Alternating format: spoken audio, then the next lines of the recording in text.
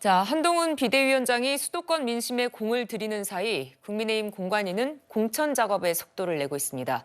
단수 공천 지역 중에 주목받고 있는 인천 계양을 사실상 명륜대전이 입박했다 이런 얘기가 나오는데 최진봉 교수님 어떻게 보십니까? 뭐 그렇게 된 것 같아요 지금. 왜냐하면 예. 이재명 대표도 이미 면접을 본 상태고 원희룡 전 장관은 단수 공천을 받았기 때문에 물론 뭐 다른 후보들이 또 나올 수도 있죠. 뭐 그거는 지켜봐야 되겠지만 어쨌든 두 사람이 가장 유력한 후보니까 두 사람의 경쟁이 될 가능성이 높다고 보여지고요.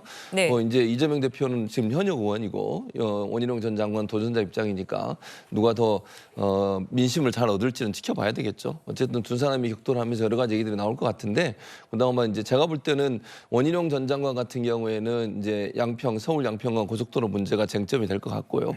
이재명 대표에 대해서는 또 사법 리스크로 공격을 하겠죠. 이게 이제 국민들에게 어떻게 받아들여질지 또 이게 뭐 서울 양평간 고속도로 문제는 김건희 여사와 연관된 문제이기 때문에 뜨거운 쟁점이 되지 않을까 그렇게 전망하고 있습니다. 네, 박상규 의원님 또 이 인천 계양을에서 보면요. 유동규 전 성남도시개발공사 본부장이 출마를 선언했습니다. 그렇죠. 변수가 될 수 있을까요?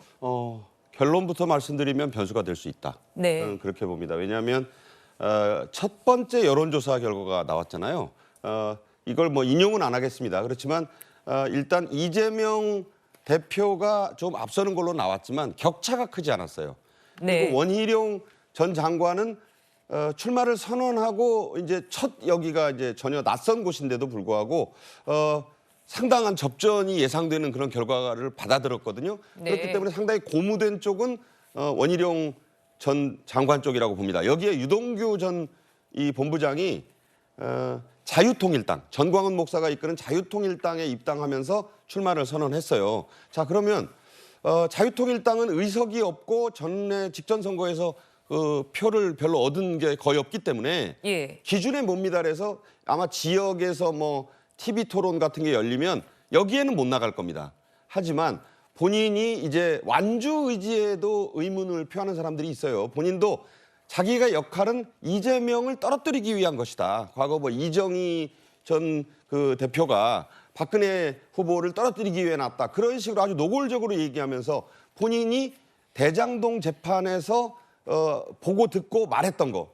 여러분들이 모르는 걸 내가 계양 골목, 그 계양이 크지 않으니까 곳곳에 다니면서 자기는 오로지 이재명 대표만 공격을 하겠다는 거예요. 예. 자 그렇게 되면 자 누가 곤혹스러울 것인가 이런 점도 좀 생각을 해봐야 되고 상당히 그 중반에 이 엎치락 뒤치락 100m를 차이에 두고 지금 이재명 대표하고 원희룡 전 장관이 이렇게 맞서고 있는 그런 상황 아닙니까? 사무실이.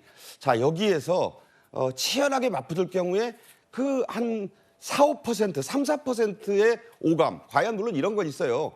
유동규 전 본부장이 누구 표를 더 잠식할 것이냐. 이건 네. 유권자들의 판단이지만 아무래도 제 개인적 견해로는 원희룡 전 장관을 공격하는 일은 없고 거의 대부분을 이재명 대표 공격에 할애를 할 경우에 자 누가 좀 힘들어질까 그런 생각은 듭니다.